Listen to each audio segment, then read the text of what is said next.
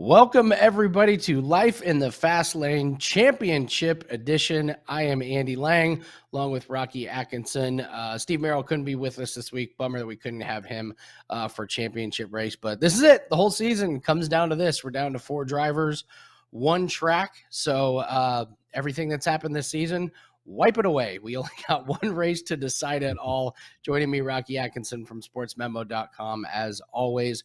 Rocky, before we get into the championship race, let's just go ahead and give a quick little recap because sparks flew last week. We had a very unexpected winner going into the championship race. So give us the Rocky race recap from last week. Well, as we expected, fireworks, short track racing in Martinsville, an exciting race, to say the least. And I thought we may see some fireworks after the race, but Denny Hamlin's, I'm not sure if it was his spotter or his crew chief, told him to think about the big picture after he pulled up to Alex Bowman. So he backed up and spun off. But Alex Bowman did get the win for the first time in Martinsville. It was his 4th win of the season.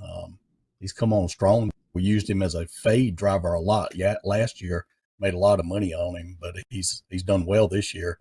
He had a solid car all day long, but he bumped Hamlin with 6 laps to go, causing Denny to spin, causing him, and Denny was leading at this point, and he ended up finishing 24th. So he wasn't happy at all about that. Kyle Busch finished 2nd. Keselowski was 3rd. Truex Jr. was 4th. William Byron, another solid run, in 5th. Eric Almirola was 6th. Kurt Busch 7th. Eric Jones 8th. Chris Buescher was in 9th. And Joey Logano rounded out the top 10. Stage 1 and 2 were both won by Chase Elliott. And I think he solidified his spot in the championship with one of those stage wins there. The 4 drivers that were eliminated from the playoffs were Kyle Busch and the entire Penske team, Brad Keselowski, Ryan Blaney, and Joey Logano. The 4 drivers that have a shot at the championship this weekend are Kyle Larson, Chase Elliott, who's the defending champion, Denny Hamlin, and Martin Truex Jr. So it should be another exciting race here to watch this weekend in Phoenix. Yeah, I got to believe if there was any chance that Denny Hamlin could have been eliminated from the playoffs, Bowman would not have pulled that maneuver. At least you would hope. But that was a very funny moment when you just hear someone come over the radio and go, think about the big picture, and you see Hamlin drive off. That was such a hilarious moment. And of course, for the Stenhouse Award, it's got to be, I mean, that's a no-brainer. It's Bowman wrecking Hamlin, going for the win, and then Hamlin goes and hits and blocks Bowman's car in victory lane. So surely, Rocky, we're not going to see any sparks fly between Bowman and Hamlin this week. I would say that cooler heads would prevail with this one. Bowman got his win, but any chance that there's anything that happens between Bowman and Hamlin this weekend, you think?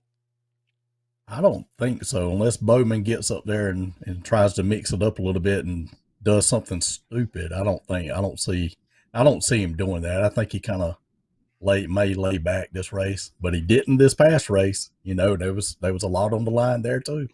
So I don't know. Yeah, it was funny. And then afterwards, Hamlin called him a hack, and Rick Hendrick said, "I'll take all the hacks. I'll take all the hacks then if he's a hack." I did love his subtle shot where he said, "Well, Bowman's run 4 races this year. Denny's only won 2. So, you know, I don't know," like insinuating Bowman's better than Denny Hamlin. So let's get on to Phoenix, the championship race. And we were kind of laughing off right before we started. Rocky, they're going to practice and qualify this week, huh? Yeah. Practice and qualifying this weekend for the championship race. And I think they've done it a couple times all year, maybe. It's crazy. So, I mean, we could end up with the 4 championship drivers at the back of the pack. There's just no telling. So it could get real interesting this weekend.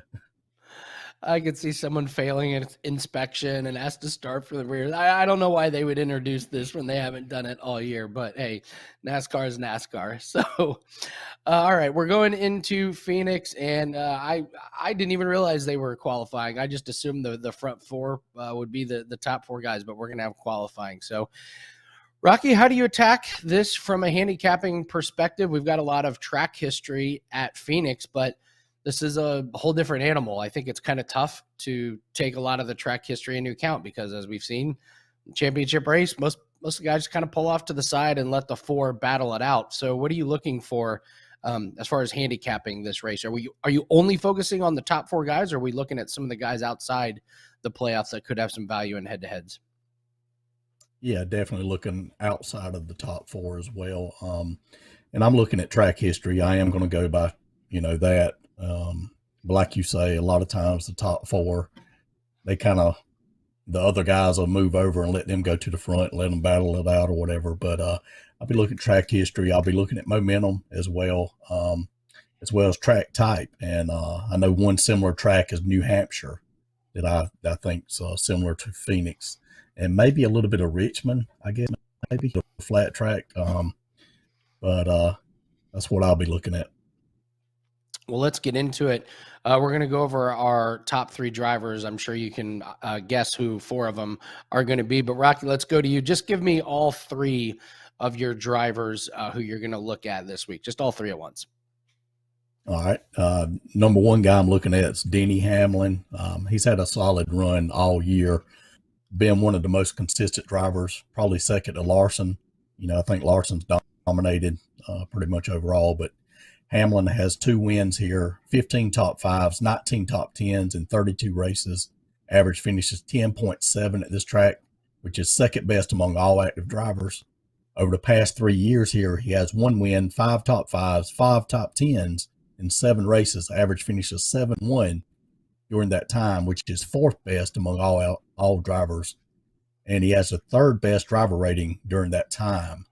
The second guy I'm looking at is Kyle Larson. Like I just said, he has just been dominating the circuit this year. He hasn't won here in Phoenix, but he has run pretty decent. No wins, 5 top fives, 8 top tens in 14 races here.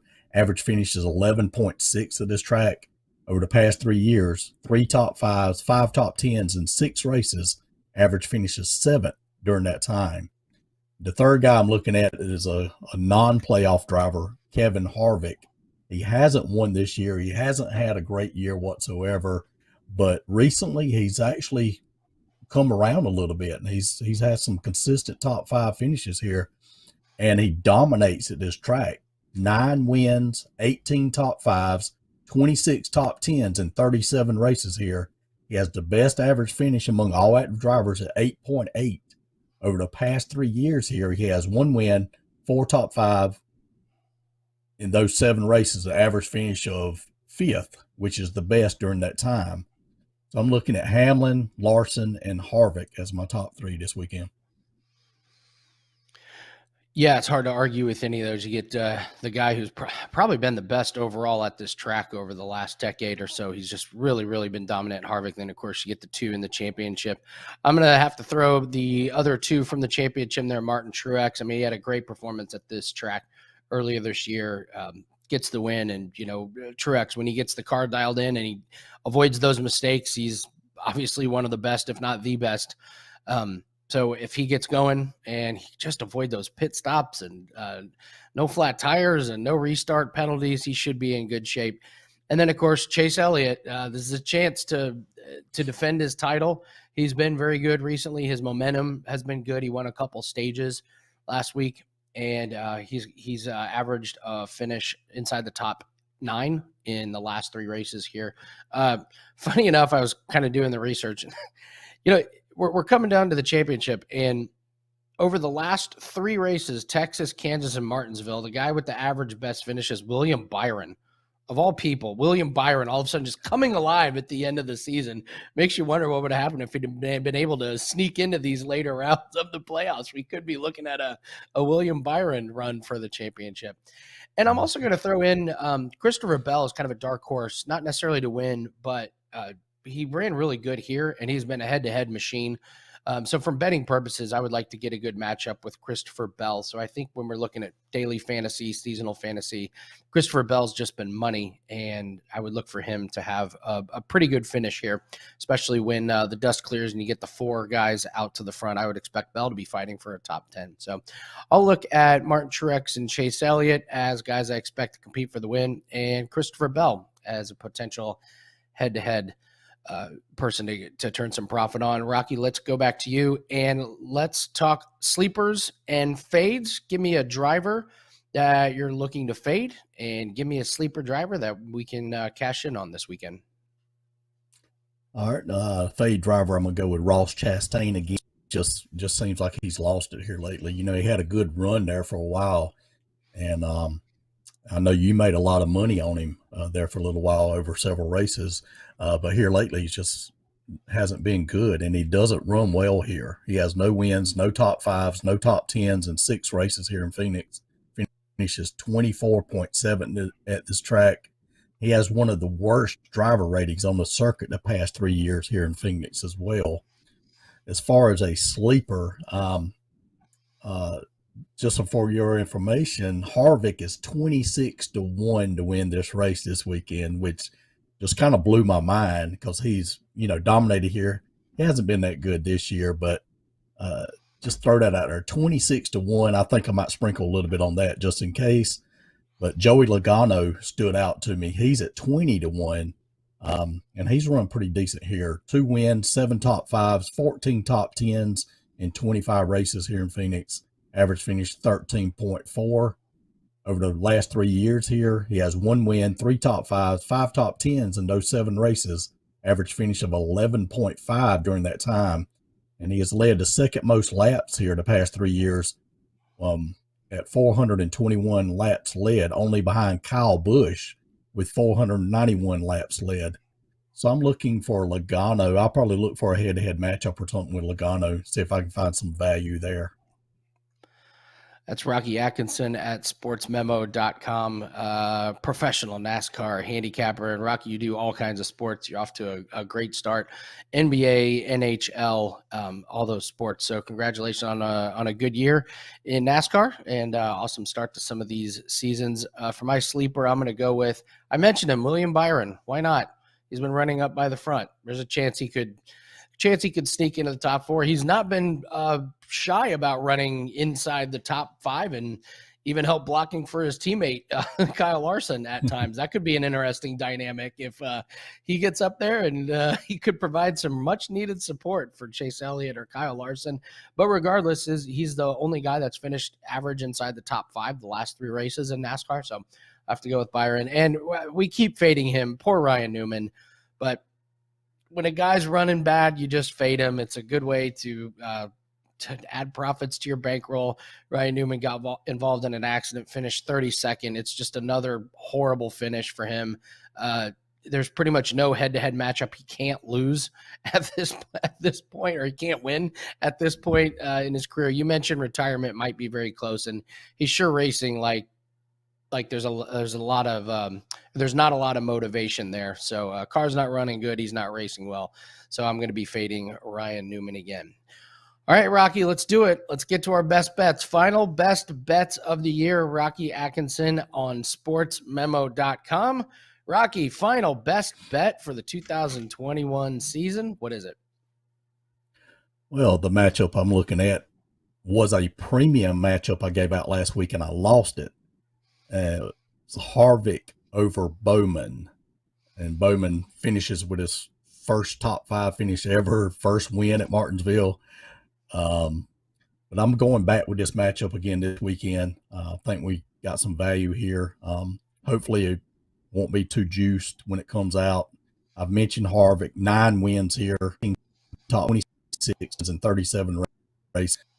And over the past 3 years here, an average finish of 5th, and the best average finish among all drivers at 8.8 overall at Phoenix in his career. Bowman, on the other hand, no wins, no top 5 finishes, 1 top 10 in 12 races here in Phoenix. Average finish is 24.3 at this track. His highest finish is 13th the past 3 years with an average finish of 20.6. So I'm going to play Harvick over Bowman again this weekend. Yeah, it works almost, that matchup has been money almost every week, and it's okay if it loses one week. We don't expect it to go undefeated every single week, but too many times people abandon a play when it loses one week. So I'm happy to see you going right back to that one. I expect that one to cash again. My best bet is a prop that is out on DraftKings right now. I was pretty surprised to see this at plus money. I can get Martin Truex and Denny Hamlin to finish inside the top 5. That's both of them to finish inside the top 5 at plus 180. Like we've said before, the top 4 normally run up front. I would expect both of them to be in the top 4, especially the top 5, unless one of them runs into trouble. It would have to take a flat tire, an accident, a penalty or something. And even then, if we have a flat tire or a penalty early where we don't have damage on the car, we've seen these guys race from a lap down and get back into the top 5. So on a track like this, you can easily make up those positions. So as long as those two stay out of trouble, I would expect them to be in the top 4, and we get a little extra spot as the prop is for the top 5. So my best bet is going to be Truex and Hamlin to finish inside the top 5 at plus 180. Rocky Atkinson at sportsmemo.com's best bet, Kevin Harvick over Alex Bowman. That's going to do it for us for the 2021 NASCAR season. Good luck, everyone. Should be an incredible race. Phoenix track is always going to be exciting. We got 4 of the best to decide the championship. Special thanks to Steve Merrill, who's hosted all year. Special thanks to Rocky Atkinson, sportsmemo.com. And a special shout out to our producer, the lovely Chris Allen, who's always done a great job for us this year. Thank you, Chris. I am Andy Lang from WagerTalk.com. Good luck. Let's have a great championship race, and we will see everyone next NASCAR season on Life in the Fast Lane.